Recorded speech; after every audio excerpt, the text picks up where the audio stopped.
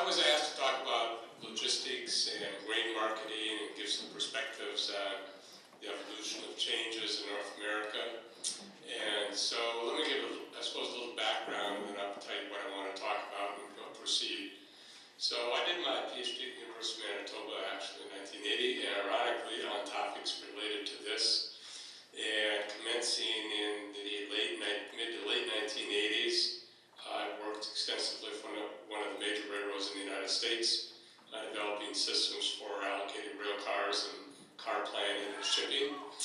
And in the early 1990s, then I worked for one of the railroads in Canada, and I did work very regularly for a number of the large grain companies, processing companies, and others. And frequently, the topics of logistics come to be important. And just so you know how important it is, the other day I was with the vice president of one of the major processing companies here in America that I could work for, and I asked him what his plan was for the next 5 years, and he said that he'd be spending 70 to 80% of his time in transportation and logistics. And I'd say that elevates the importance of this topic. So as I reflect, and I'll just proceed to my first slide, just as a summary, in Canada, you've been under pressure for change. Your system's under immense pressure for change. And in the shorter term, it's probably responsive to what happened in 2013-14, which was overshadowed by a number of things, including large crop and severe weather. But ultimately, the railroads performed quite well, and but a large portion of the crop was not shipped at the time it wanted to be shipped, and some of the ships were probably forestalled into periods that ultimately had lower prices. Substantial congestion occurred in that marketplace, no doubt accrued throughout the market system. And so what I want to do is talk a little bit about, in part, this problem, but also talk about the issues confronting car systems and car service, both in the United States and Canada. And though I do work in Canada, I don't think anyone can claim to be the expert on everything in Canada.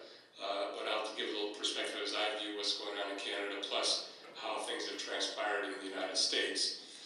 So in this slide, I speak about the macro changes in agricultural logistics. And, you know, I'm pretty old in my profession, but right now, ironically, I have projects in 5 countries dealing with topics related to logistics. So I'm pretty familiar with the problems and the problems confronting it. But if I were to generalize, particularly in North America, there's about 4 really important issues that are really driving pressures for change. One is that, in reality, we've had lag investment in infrastructure in transportation, particularly in this country, probably in your country as well, but and this is probably in all modes of transportation, but particularly things like barges, things like airports, things like roads and bridges, and things like rail. Fortunately, rail has not been as lagged compared to other modes of transportation. In fact, rail's probably benefited from this. Secondly, we've had an increase in congestion in all modes and shipping points in our marketing system. A few years ago, I did a lot of studies with the Panama Canal looking at how congestion in our seaports in the United States and North America, including Prince Rupert, causes and the distribution of containers as it flows through our West Coast and seaports, and due to congestion, to what extent are containers diverted to Prince Rupert instead of being diverted through the canal to the south and east coast of the United States. But as I use that word congestion, I think it's really important. There's lots of congestion in our marketplace. When you reflect on the events of 2013-14, in reality, that's an issue of congestion. And it's a problem that all industries have got to deal with.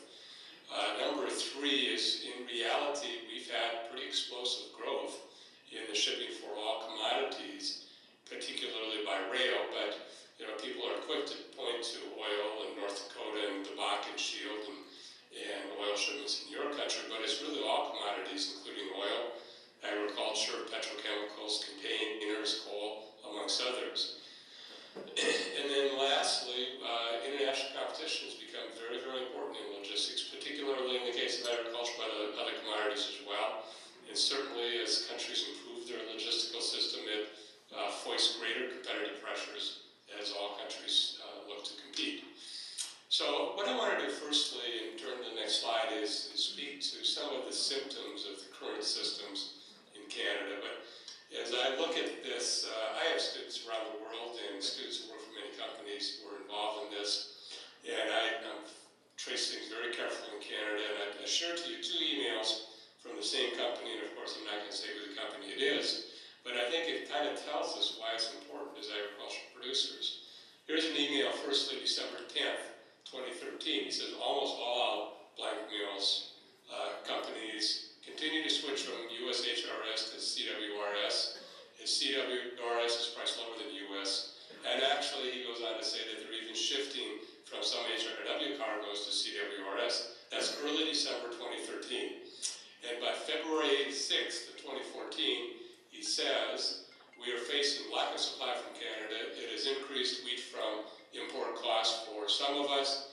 Some vessels have been waiting for 2 months to ship their cargo, and he's then referring to the Bloomberg story.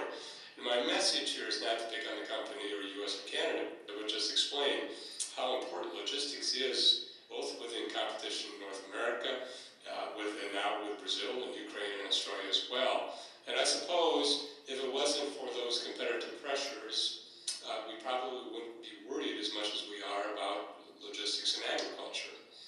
So I want to take a few moments and explain to you how our marketplace has evolved in the United States.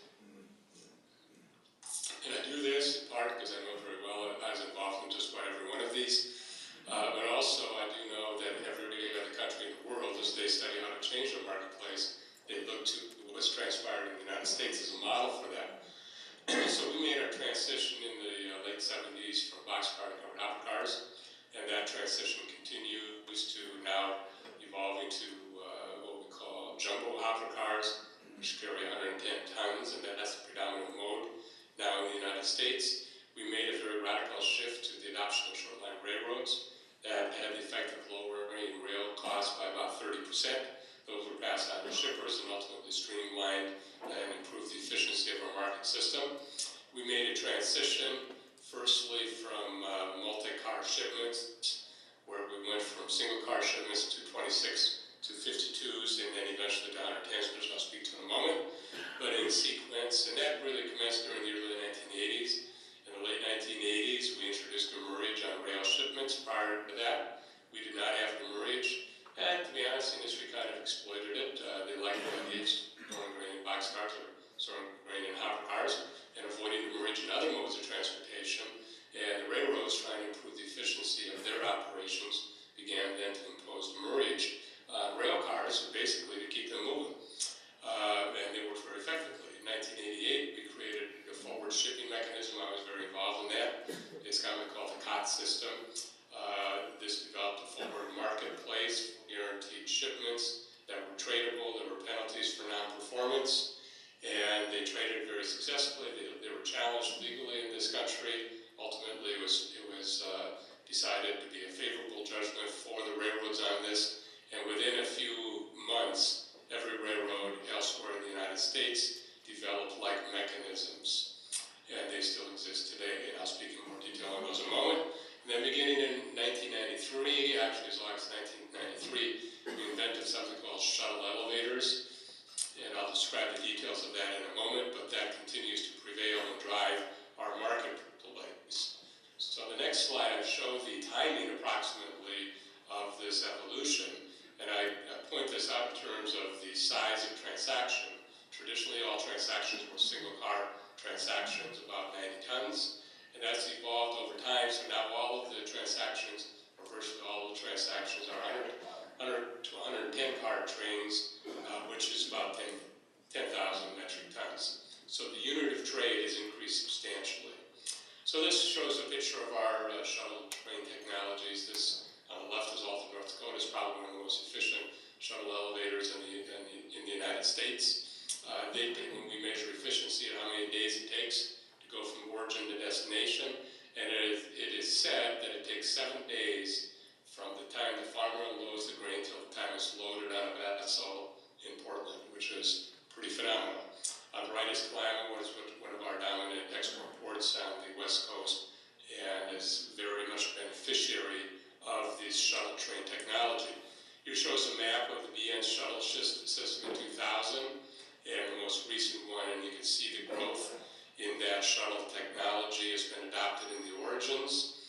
It's pretty well penetrated throughout the origins, but even having said that, I think that as we speak, there's probably another dozen or so shuttle projects being developed to be implemented. And the challenge now in the future is to get more and more shuttles at the point of receival, particularly in the domestic market, because by having shuttle receivers, at the same time we have shuttle shippers, it improves shipping efficiency substantially. So here's why shuttles want to be part of the dominant system. This is car cycles per year. For non-shuttle shipments is about 12, one train per month. And for shuttle shipments is about 32, about 2.5 trains per month. So you could kind of say that shuttles are 2.5 times more efficient than non-shuttle shipments. And consequently, that's why railroads ultimately want to pursue shuttles and exploit them and pass on part of the savings. Now, shuttles are very complicated, and this is a complicated table, but it shows the idea of a shuttle train mechanism. The idea is we take about 110 rail cars from one origin, and we keep the locomotives and crew together at all times. When I say one origin, that's a single elevator origin, and it's shipped then to one destination, and the destination is defined as a single elevator destination. Not a regional market like Vancouver, but a single elevator destination. And the railroads save money by doing that, and in response to that, they provide an incentive in terms of a lower tariff rate. In addition, they provide a payment to originators of about $100.11 per metric ton. They provide an unload incentive and a reload incentive, and they impose penalties and very different pricing strategies to make these work. So in a little more detail, the BNSF shuttle system is 104 to 110 cars. All of the shipments have to be certified by the BN. There is a longer-term guarantee, and the shippers bid to buy or get access to those shuttle trains. They have to load at one origin. The shippers are paid at OEP, that's an incentive payment for efficient loading and terminating. And then, the shippers have a penalty if their consecutive ships are broken up, and they apply demurrage as indicated in the bottom of this chart. This provides even more detail, but I want to highlight to you because of the following. It used to be that when these were first invented, the shuttle payments were based on loading 100 cars in a 24-hour period. And over time, the railroads are trying to improve that efficiency, so they've added an OEP payment that if you can load that many cars, 110 cars in 10 hours, they'll pay you an even greater payment, $150 a car.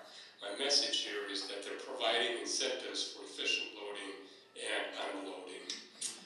So the second feature, I think pretty important in Canada and the United States for that matter, is how does grain shipments, the demand for grain shipping. So demand for grain shipping in the United States and Canada is greater than that of oil, but the difference is narrowing as shown in this chart. And also shown in this chart, you can see that grain is more volatile than other products, and particularly other than oil. So this is an important issue in rail pricing and service. This chart shows the exports or shipments to Euro-Pacific ports and Thunder Bay. And you can see that there's a slight increase in that trend, but there's a tremendous amount of volatility here. And this is a railroad nightmare. And I can tell you this, in the United States, where I've quantified it, the volatility for grain shipments is about 5 times as great as that of other types of commodities, and that's a big challenge. Grain shipments are also very seasonal. The top part of this chart is your data for your country, and this is grain shipments by rail. The orange line is the average, the green and yellow, green and blue are standard deviations. And you can see the seasonal lows in the first few weeks of the shipping season, then the peaks, and then going back into the wintertime lows, then going back into peaks, and then falling. And in the bottom chart, that's what's used by the railroads in your country to explain what transpired this 2013-14. So the seasonality is a pretty important feature of the marketplace. Now, another reason why everything I talk about here is pretty important. Here's a price sheet for international offerings of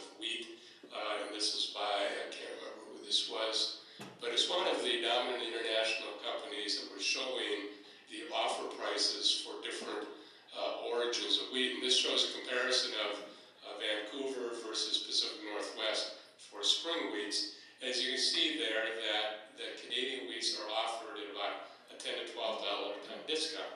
Now, I'm involved in North Dakota, and I'm fully aware of issues of quality and varieties and grain grading and all this, and aware of the traditional idea that Canadian grain would always sell at a premium, but now it's being offered, in this case in March, at a discount, probably because of the logistical uncertainties. Just to point to that more, I studied price differentials a lot, and this top chart shows the prices in Jamestown, North Dakota, central North Dakota, and it shows a comparison of prices at Pacific Northwest and prices at Jamestown. And it's through this gut period of January 2012 until recent. And you can see that green line is the differential. And that differential increased from about $70 to about $80 a metric ton. So it increased about $10 a ton over the time period where we had these extreme problems.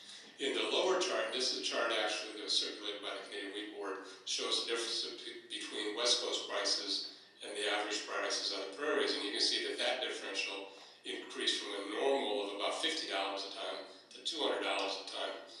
And there's a little more detail on the next page of basis values offered in North Dakota and in Canada over the period of time from early 2013 until July 2014. And you can see that how much your prices crashed during that gut period. Our prices or basis values fell as well, but certainly not by as much as occurred in Canada. And I think that's reflective of the operation of the logistical system. So on the next page, we use the word phantom order, and I might have originated this word phantom order, and I'll tell you where it came from. In the 1980s, we had a period of time, in a very short period of time, I'll tell the story here, where there were a large number of companies who had outstanding car orders with one railroad in America. They had 90,000 car orders, and all of those companies in a matter of 5 to 10 days canceled their car orders from 90,000 car orders to less than 30,000 car orders. And I think that event prompted all railroads in North America to look at this issue of phantom car orders. And so in your country, probably more so than here, you've had growth in demurrage problems. This has been going on for a long time. I remember in the mid-1990s there was a major case with the Wheat Board where they accrued large demurrage bills. And I'm of the understanding recently in the past couple of years that this has occurred in an increase as well in your country, probably more so than here. And there's been a growing tendency in grain shippers of prospectively overselling their logistical capacity.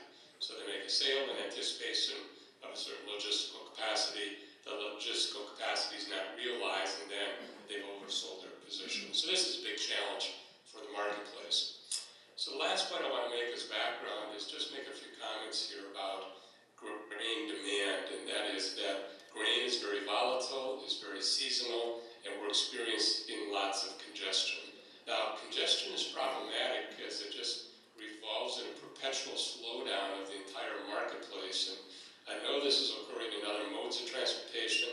It occurs certainly in airlines and in containers, and I think we're beginning to see it more and more in the case of grain. So here's the way I depict this. And the red line shows the rail shipping costs, and the blue line shows congestion costs. You can sort of see there that up to a certain level, congestion costs are nil. But once shipments start increasing above a certain level, we begin to feel the effect of congestion. And as a result of that, what we call congestion costs have a tendency to escalate. If you add those to rail shipping costs, then of course the rail shipping cost function escalates. And this is pretty severe, and I think this is what we've been experiencing the last couple of years, both in your country and here. And quite often that congestion cost reaches a high enough level to encourage shipments to be diverted elsewhere. In the case of containers, when we have congestion, we see shipments diverted from LA or other ports through the Panama Canal to the Gulf Coast or East Coast of the United States.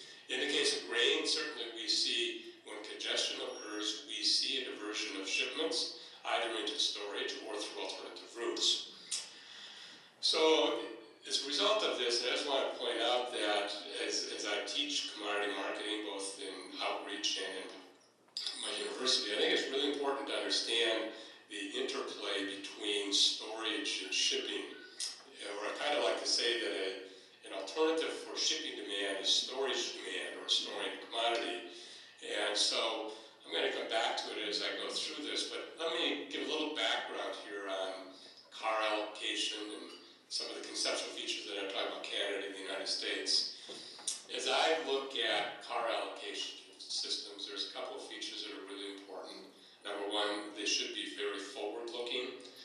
you know, just like railroads are making decisions 12 to 5 years forward, and ideally, you know, they make those decisions at the same time that shippers are making decisions. Secondly, we need some mechanism to allocate the shippers and allocate the individual origins. And we need a mechanism to facilitate and allow for switching between different corridors or different shipping channels. In my view, it's important to have fairly transparent mechanisms so that everybody in the marketplace throughout the entire supply chain are aware of the values of the alternative shipping alternatives. It seems to me the car allocation system's got to address the issues of seasonality and congestion and volatile demands. And I promote the idea that the car allocation system should have mechanisms that are tradable. And the reason for that is it allows shippers to more accurately reflect their valuations of forward shipping. And if they're not tradable, it imposes a lot of risk upon them, and they would have a tendency to undervalue their forward shipping alternatives. Well, this is in concept, and I've written lots of papers on this. If anyone's interested, I'd be happy to share it to you. In your market system, probably, I think this is from either Estley or Kroger, but this was one of the first depictions graphically of the car allocation system. And it spans really a time from the railroads indicate how much car supply they have, and then the cars are allocated between rated and non-regulated movements, and then allocated between administered or week-board movements and non-week-board movements, and ultimately they're allocated to individual shippers. So I think you're all familiar with that. As I see the evolution in Canada, on the next slide, since I'm going to probably start here in 1995, prior to then, car allocation really responsibility of the federal government.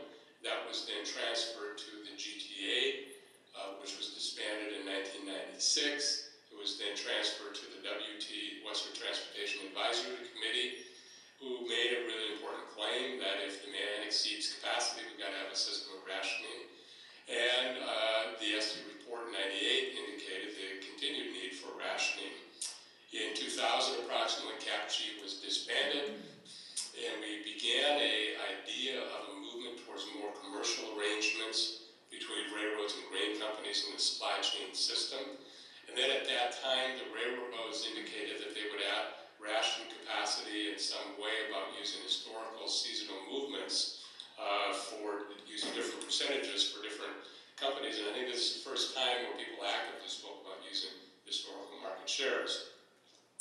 You have in place in Canada the revenue cap mechanism, which is very detailed, a very important part of your market system, but ultimately that precludes, in my view, the ability of providing incentives and disincentives within the car allocation system. In 06-07, you had a pretty famous legal proceeding, which is listed here, Great Northern versus CN Rail. Ultimately, this was decided, this was an initiative on the part of CN Rail trying to improve efficiency. It was decided in favor of Great Northern Railroad, and in response to that, the railroads, I think, stepped back and revisited how they're going to deal with all of this. This has continued to evolve, and at this moment, actually as early as last week, I noticed there were additional revisions. So I guess I'm probably out of date, but in August, the railroads, in this case the CN, depicted an idea of car allocation where they would provide a 4-month forecast. They introduced a new mechanism which allowed shippers to bring cars into the fleet called the Fleet Integration Program. They created a special pool for car allocation to accommodate things that may have been awarded through legal obligations or for new facilities. And then the residual of that would be allocated amongst existing companies using historical market shares. And they created a procedure for doing that. And then they created a stipulation that the maximum that would be allowed to be ordered would be 2 times the spot capacity.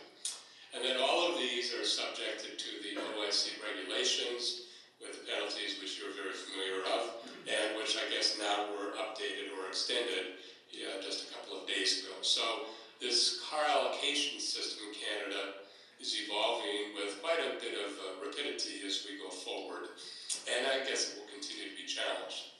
Let me take a few moments and describe what happens in the United States, and I've been instrumentally involved in this, so I can speak to it carefully.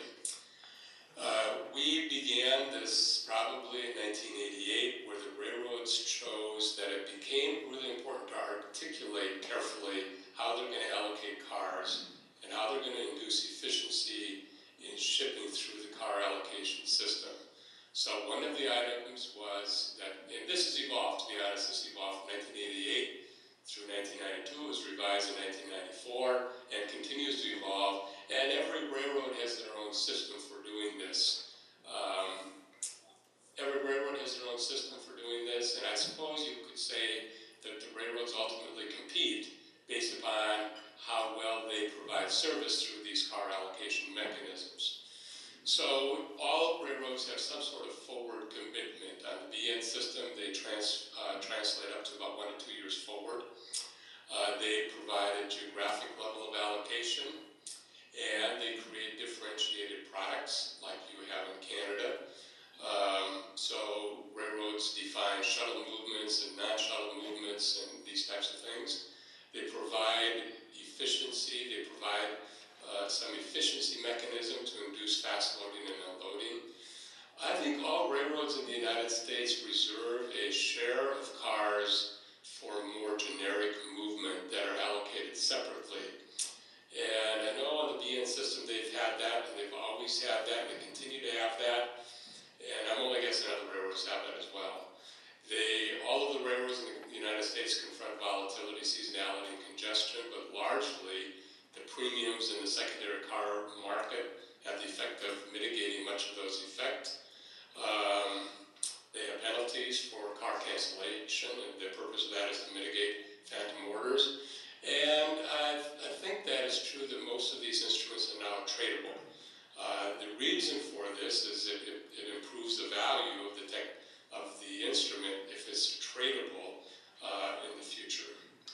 So you know we've had trouble in the United States this period of time, 2013-14, like you had. During that time period, in May to August, the USDA and the industry all had underestimated demands and production.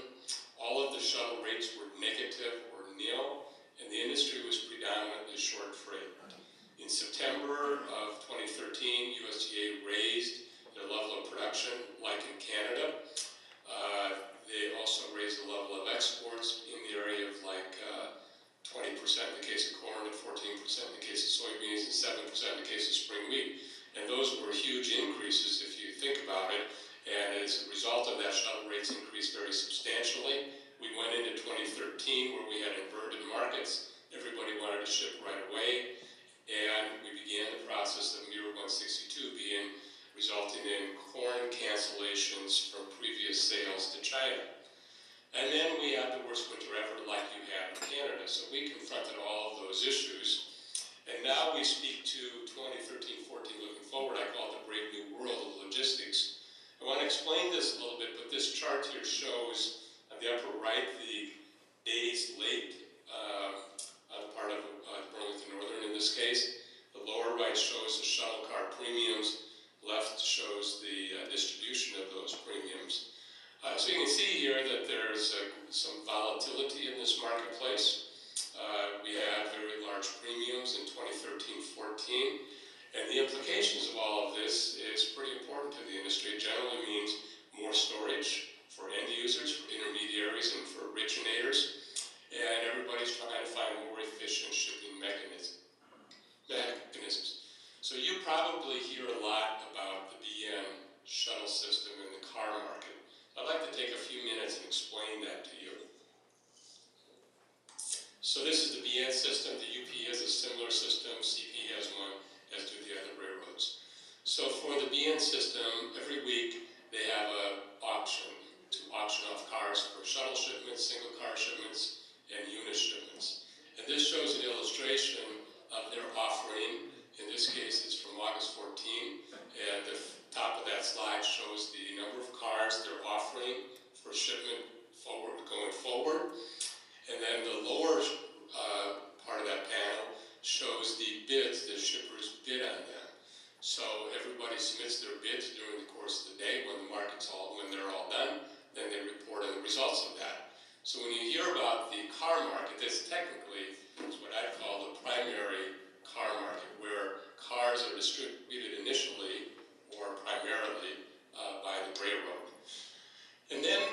shipping companies who buy those instruments have the ability to use them internally or to sell them or to sell their shippers through a system of brokers.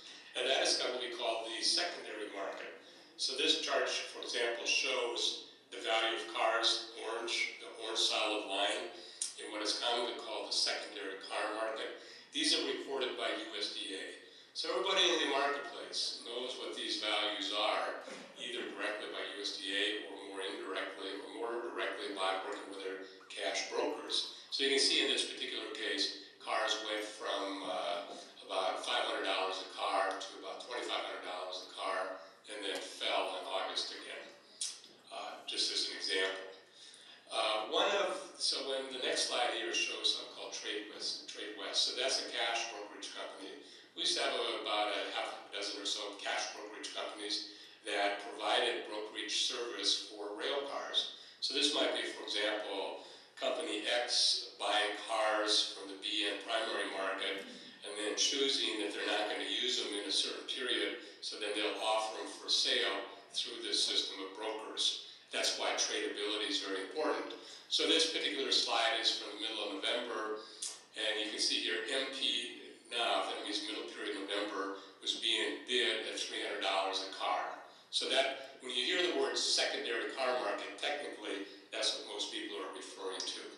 Now some companies, including CHS, ADM, Carter, and I think the others as well, will regularly offer cars to their customers as part of their procurement agreement. So this would be similar to, say, JRI buying cars from one of your railroads and then choosing not to use it and trying to buy grain from another company who's independent and offering as part of that a line of cars that they can use for that. So what's offered here is by CHS, and this is an offering to their suppliers indicating the shuttle car premiums they would offer shuttle cars for different time periods. You can see here, the value for BNSF is about $1,000 a car until we get out to April when it goes down to $500 a car. So this shows a chart of the primary and secondary markets. The pink line is the secondary market, the other line is the primary market. So you got grain traders buying in the primary market, selling in the secondary market. This shows the most detailed observation you'll see. You can see that the secondary car market, you can see we had about, versus 04, about 4 spikes. In 05, 06, there was a grain shortage. In 08, that was in response to the global explosion of all commodities, commencing in February of 08. In 29-10, that was in response to the Russian grain embargo. And in 2013-14, that was in response to the combined effect of underrepresenting the size of crop and exports and the severity of the winter. And you can see then that reached a peak of $5,000 a car, and in the past few weeks has fallen to nil, as shown here, and in fact has fallen to negative values in recent time periods. So when I teach about this, I teach the very delicate relationship between shipping costs, or the time series, or the temporal behavior of shipping costs, and basis values and futures spreads. So this is soybeans from last March. The yellow row is futures prices for soybeans. You can see that's an inverted market. You can see the basis values, and about that third light blue row column of rail premiums, you can see that that's inverted. So that's $26.50 for nearby shipping, but it falls to $12.50 for shipping in August. So it tells shippers and growers and anybody involved in shipping, if you can defer your shipping, you can ship at a lower cost. So we then try to teach people the optimum time period to ship. And you can see here for old crop, that means you're shipping for timing in April, and for new crop for shipping in time period of November. So that's the world we're now operating in. So as I reflect some of the key differences between the car system in the United States and Canada, I'd say the following. First of all, ours is driven by a shuttle system that has single origins to single elevator destinations, trying to encourage efficiency in the total cycle of the car movement around. That differs from the way it is in your country. Both countries differentiate among shippers and shipment sizes. In the United States, we use shuttles, not shuttles, units and singles. In your country, you talk about high throughputs, less than hundreds, others, and producer cars. When we look at this issue of demand and capacity projection in your country, it's based in form of forward projections. In the United States, it's 24 to 36 months forward, if not longer than that. A key difference is this tradable market of car premiums in the United States. That creates a lot of information for everybody in the marketplace. For shippers and growers, it induces them to make the right decision between shipping and storage. For traders, it requires them to take risk based on rail performance.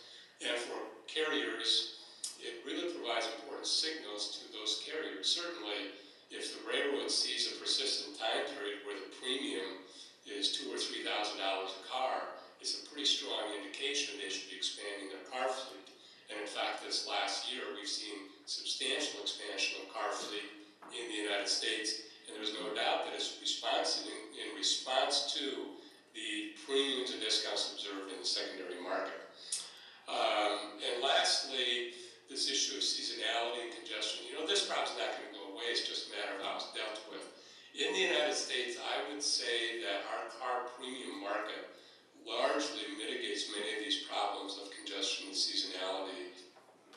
It charges a premium during these high peak periods and a discount during the post-peak periods, and that has the effect of rationalizing the shipping demand throughout the marketing year. In Canada, because you don't operate with those types of differences, it requires you more to allocate using other mechanisms. If I were to summarize some of the key features of the system in the United States, first of all, this has evolved over time. It's not like we created a system and it lasted forever. It's evolved since at least '88, if not before, and I'm sure it will continue to evolve in the future. Generally speaking, the key features are it's forward-looking. We use different mechanisms for allocating cars, primarily through an auction system. It results in a very transparent market information for rail car values. It solves the problems of seasonality and congestion. And it really accommodates different types of shipper segments as well.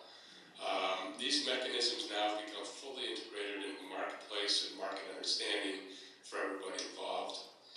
I think as we look forward in your country and our country, we have to just recognize there's substantial international competition which is increasingly being played out on the role of efficiency in our logistical system, and that will continue in the future.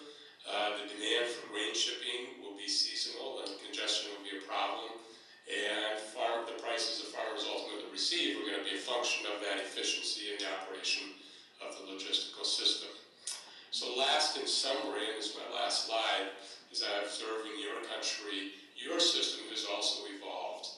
And I suppose maybe the difference in that evolution in the United States, all of this evolution has evolved by railroads inventing different mechanisms. They don't do that in a vacuum. They meet with their growers, they meet with their focus group people, they meet internally, and they try to find the best system.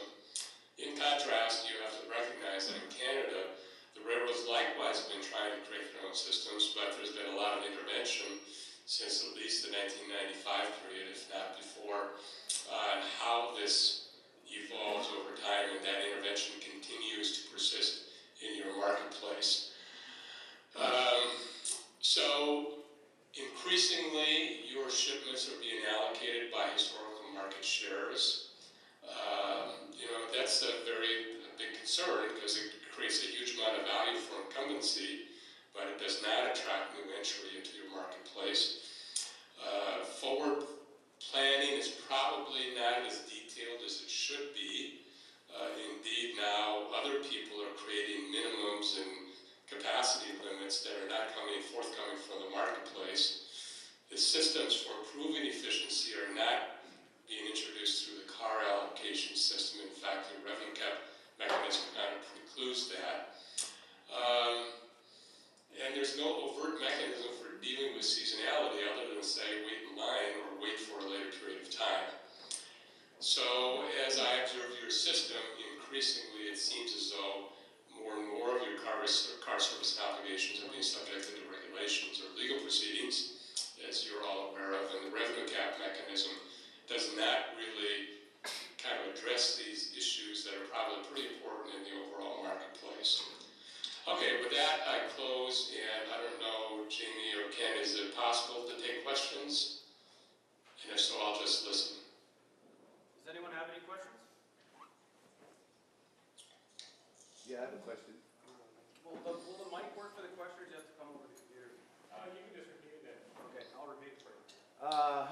expansion of the Panama Canal affect rail shipments in the United States and Canada, if there is any? You'll have to repeat the question for me.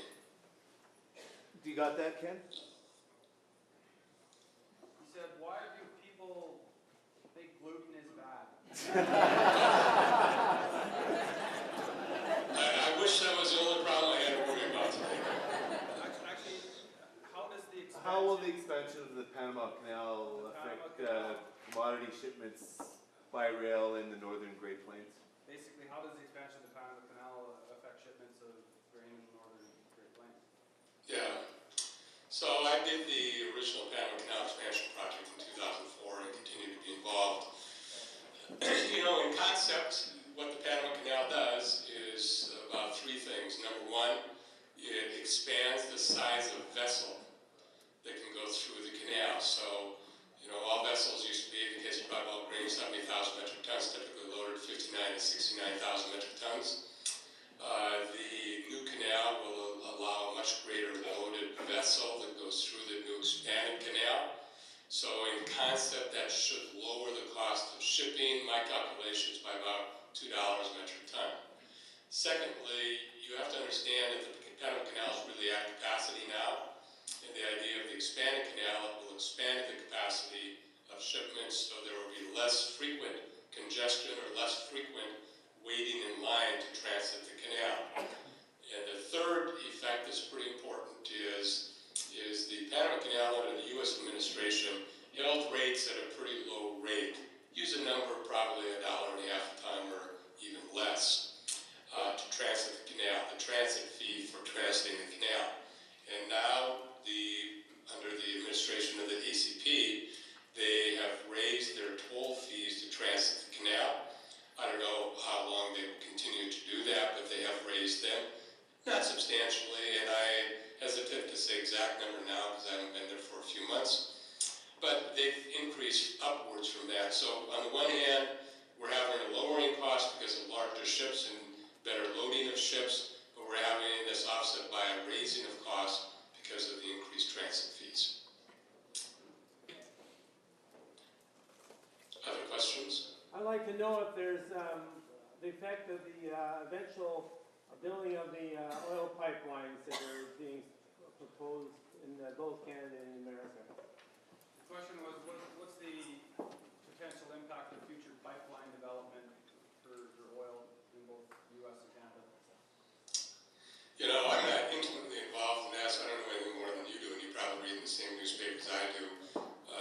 If I were a betting man on it, I would say that though, despite there's currently political interventions, I would say as we go forward the next 5 to 10 years, there will be expansion of pipeline shipping because we need additional modes of shipping for a portion or a segment of those markets. So you got to kind of take the view that ultimately the economic pressures will prevail, but it's got to go through these rocky roads of the political process in both countries. So I'll leave it at that.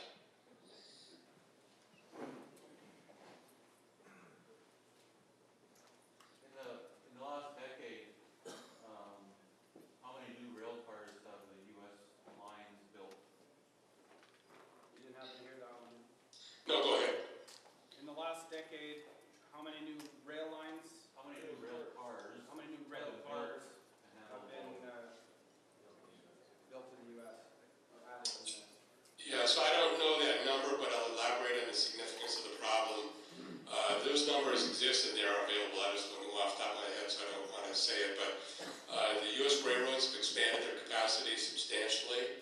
The Burlington Northern this past year, because the events that have been occurring, is spending about $5 to $6 billion a year, which is record high, and that's in 3 different ways of expenditures. One is expanding track capacity, 2 is expanding locomotive and car capacity, 3 is hiring more and more people.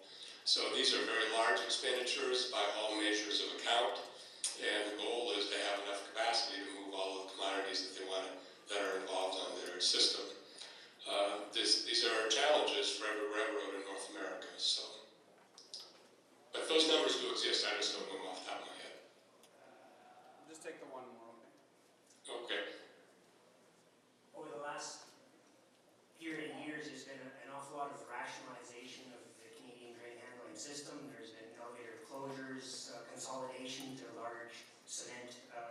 collection points. Initially there was You know I have to incentives. repeat this, right? Come up there, Yeah, Ken. come on up.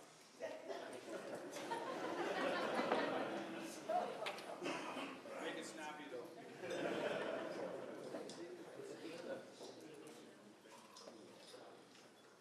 Yeah, just talk to the computer. Good morning, and thank you for the presentation. In Canada, we had a large change in industry capability, shift from many local elevators to large centralized elevators, change infrastructure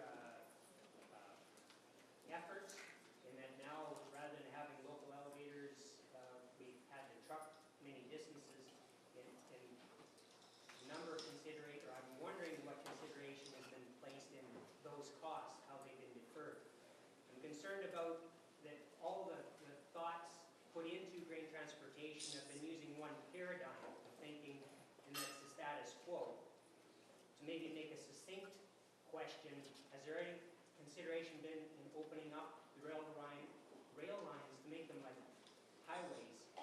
When, as a farmer, if I see a big crop coming, and I know I'm going to have trouble getting the crop off, I hire custom combiners, bring in the capacity. Is there something like that at all considered in the railroads to bring in extra capacity to meet surge outside the traditional paradigm? So I understand the question. So in the United States, we don't do that. I know in Canada you're exploring varying ways of doing this. My guess would be it's probably, instead of improving efficiency, is going to detract from efficiency because of difficulty of coordinating movements from different carriers and different people's lines. I'm not involved in that so much, so I can't speak to it, but I will say the smart money in the future in both countries should be looking at ways to how do you make these marginal expansions and contractions more effective and more efficient, other than simply standing in line as experienced during the last crop year. So I'll just leave it at that. And so Ken and Jamie, thank you very much for your